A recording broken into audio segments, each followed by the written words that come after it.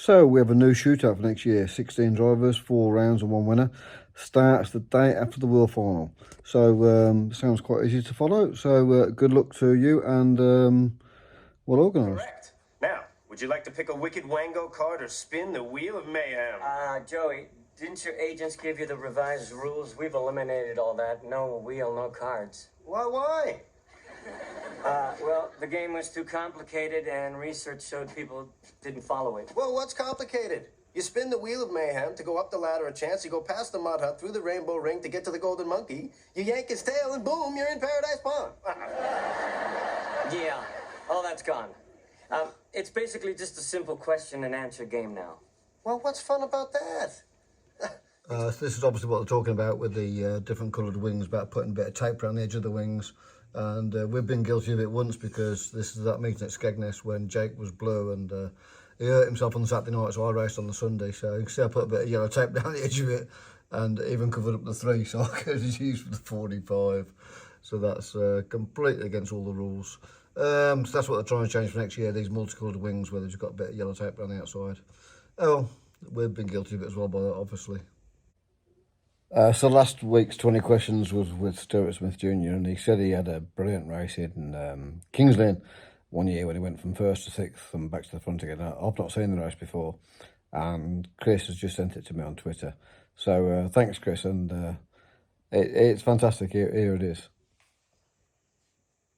Is out and it's race time. Here tonight, Formula One Stock Car Final. Leading them from 249 Joff Gibson, 326 is Sarge next on, 21 Gilback's gone. Gets collected by 169 Billy Johnson. Second incident of the race for 338 Brock's up as well. And 51 Williams Maynard taking around 335 Woodall down the back straight.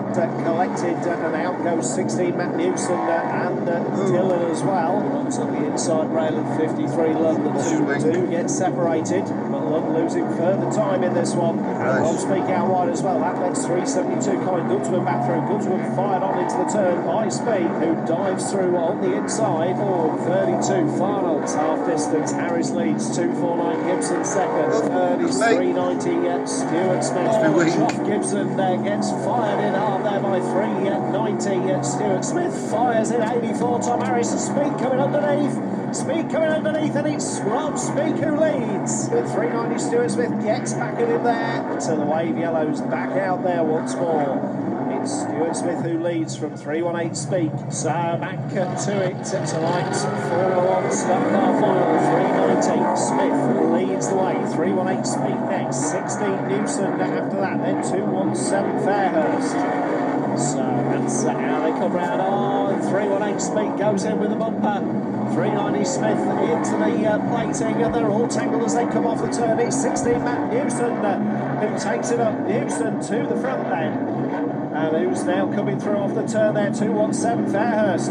Fairhurst gets a run at them. Oh, Harrison there as well, but it's now 217 Fairhurst. 16 Newson gets fired in by 318 Speed. London 53 trying to keep going. 390 Stuart Smith is coming back into it as well. Oh, and Lund goes in with a big hit there. Doesn't quite come off. And in we go once again. 390 Stuart Smith fires in all of them. 318 Rob Speak and do 217 Fairhurst. They come through the last lap all down there. And it's now 390 Smith who puts in 318 Speed. 217 Fairhurst gets back to second. And has he got enough left into this final turn? The answer is going to be no. 390 Smith wins the final from 217 Lee Fairhurst and 53 John Lund. Wow, I can see how he says that's his most memorable race, going from 1st to 6th and back to 1st again. That was fantastic. What a race. Thanks for sending that, Chris. I enjoyed watching that. So this last week has been the end of the appeal for Brandon Stadium and the BAE application. So it's all over now. It's all about waiting until New Year now to see what the inspector says about her final decision. And her final decision could go either way. If she says they're going to build houses on it, that's all over. We can't do anything anymore.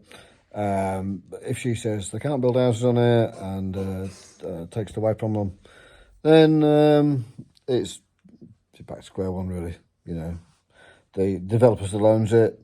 he can sit in it for another 5 years or 10 years, or put a different application in. Of course, every time he puts an application in, it's going to cost him a lot of money. So yeah, we're hoping that he could offload it, or the council could force a compulsory purchase order. But at this moment, we have to go through the planning application because that's what he's done, and then he lost the planning application, of course. Now he's appealing, so this is where we're at right now. So I've watched another hour or two of the proceedings, and it's just so boring. So I've just cut it down to a couple of minutes, and now we're going to wait, keep our fingers crossed to the new year. And no doubt be tested on that the trust cannot mitigate that, and it cannot do that by asking for extra funding. This is the planning today from its from commissioners, Rugby the about ICB. Brandon. And so the choice is between NHS, not funding it who's going to and fund it being it, funded by the developer. and it goes on for 5 hours. I've got home from work. The I'm fourth not going to watch 5 final hours point of I'd this. like to make by way of opening I've watched 5 minutes. is that It's the boring. Leicester case and Jeez, the I Worcester couldn't sit in case there all day. were both ultimately factual judgments Absolute. about the evidence rubbish presented all day. to those planning decision takers. And you've been given both those cases. If I could just give you the reference in Leicester, I'll try and sum it up a little that's bit. paragraph 138 in Leicester. Well, to my knowledge, since the High Court judgments, so they were July of this year, the Worcestershire was the latest, there has been nothing to say that the ICB and the NHS Trust have tried to renegotiate, and what the outcome of that has been. That evidence is not presented to this inquiry. So in terms of a change in contract or anything else like that, then there's no further evidence based on that.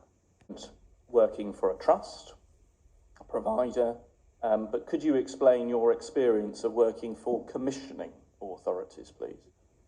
There's no scope for negotiation with the centre on how much growth. There's no negotiation with the centre that says, well, hang on a minute, could you just break down that? Say it's 2%. Can you break down that 2% between what's driven by demographic growth, etc.? It's a figure that's arrived. Planning is all politics. That's basically what they're saying, and it is all bollocks, in my opinion. It is absolutely. This planning is all politics. All the people that are making money out of this are the legals and the solicitors and the planners. And basically, I've watched an hour of this now, and it's 5 hours long. I just can't watch it. It's just too hard work to take it in. What they want. Basically, the NHS want. I think they want £1,000 per house or thereabouts. They're applying for 135 houses on the Brandon site, and at the last minute, the NHS have come in. That's why it's been delayed for the last 6 weeks. The NHS have come in and said, if you're going to build basically a new village on the edge of Brandon, we want £135,000, which is obviously a contribution towards the NHS or the doctors, or the contribution towards the new people living in the new area, because it impacts the local doctors. Of course, some sites say they want new doctors or new shops or new schools, depending on the size of the application. So this is today and tomorrow, and we're going to know in the new year now. We're not going to know the answer to this. The planning inspector wants 8 weeks to consider, so that's going to take us past Christmas now. No more answers on Brandon until the new year. So fingers crossed. While it's still standing, we'll keep hoping. Arrangements where you have a contract commissioners and providers would meet and negotiate activity levels. Since the creation of ICBs, prior to ICBs, the precursor organisations were called ICS. This condition, or is it covered by other? No, they're talking almost like it's a done deal. They're talking about the location of houses, Fire services asked for this hedgehog condition, holes under the fences, bird boxes, lighting, sewerage, flood water. Yeah. They're talking like it's a done deal, like they've agreed on these houses. It's just nothing talking, Yes, not talking about the stadium at all. Yeah. This is another 7 You can hours set that today. as super. And We did question the point, Mark, in terms of it being covered by building regs. Yes, that's what I was thinking. I've watched an hour of it, and I can't watch anymore. It just drives you mad. Put this as neutrally as possible. It's a Warwickshire Fire and Rescue Service specific request which arose, I think, out of a tragedy a few years ago when some fire officers were killed. I'm not sure it was directly related to this, but they had but the principle, that's how it arose. Look at this. So it's precautionary. I think it was the warehouse packing fire, wasn't it? Was it Atherstone? Yeah. Right, okay. All right, that's Totally off that subject. background. Okay. What a load of old shit. Isn't it? Right, name? Matt Newson. Age? Oh, I can't say that. 38. Lives in? Elsham. Race number? 16. Nickname? Mad Dog. How long you been racing? Since I was 10, so 28 years. Favourite track? Kings Lynn. Best achievements? Novice of the Year or World Masters. Tea or coffee? Tea. Best memory? Best memory.